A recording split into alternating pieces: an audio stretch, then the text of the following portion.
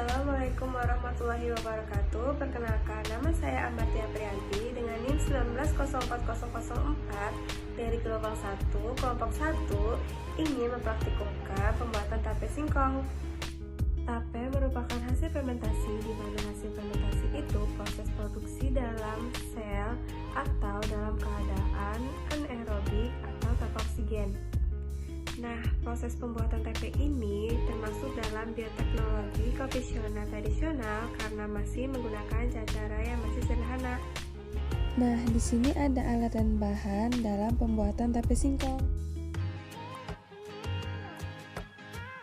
Alat yang digunakan yang pertama adalah pisau, yang kedua ada penjepit, dan yang ketiga ada alat tempat wadah, yang keempat ada saringan, dan yang terakhir ada panci pengukus.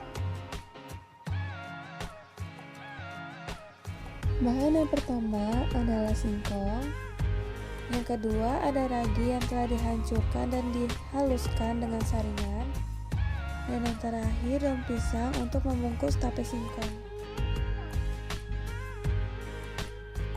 Yang pertama, potong setiap ujung singkong. Setelah dipotong, lalu dibagi menjadi dua bagian.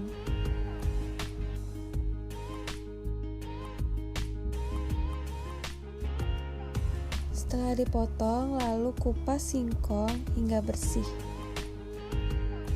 Ini singkong yang setelah dikupas.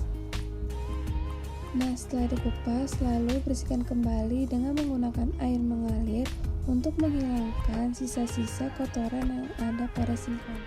Setelah itu, potong singkong menjadi dua bagian. Di sini saya memotongnya dengan setengah lingkaran. Setelah dipotong, lalu singkong dimasukkan ke dalam pengukus. Setelah itu, kurang lebih dari 15 menit atau 20 menit, lalu tape ditiriskan. Nah, setelah tape merasa sudah lebih dingin, lalu masukkan ke dalam wadah yang sudah ditaburi oleh ragi. Setelah itu, lalu taburi kembali ragi di atas singkong. Nah, setelah sudah ditaburi oleh ragi, lalu ditutupi dengan daun pisang. Ini adalah proses terakhir, yaitu penutupan. Sebisa mungkin jangan ada celah udara ya di dalam tape singkong.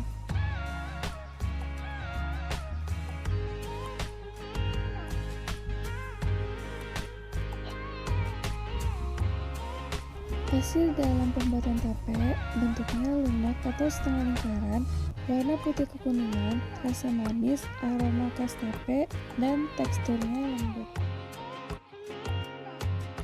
Pada proses pembuatan tape, mikroorganisme pada ragi akan memakan glukosa yang ada pada singkong sebagai makanan untuk pertumbuhan dan sehingga singkong menjadi lunak. Saccharomyces cerevisiae yang terdapat pada ragi mengeluarkan enzim yang dapat memecahkan karbohidrat pada singkong menjadi gula yang lebih sederhana sehingga tape terasa lebih manis. Nah, di sini ada reaksi kimianya, yaitu glukosa C6H2O6 ditambah 2 etanol C2H5OH ditambah 2 karbon dioksida CO2 ditambah 2 ATP atau energi. Dapat disimpulkan, singkong yang telah disimpan selama 3 hari akan mengalami perubahan rasa dan aroma.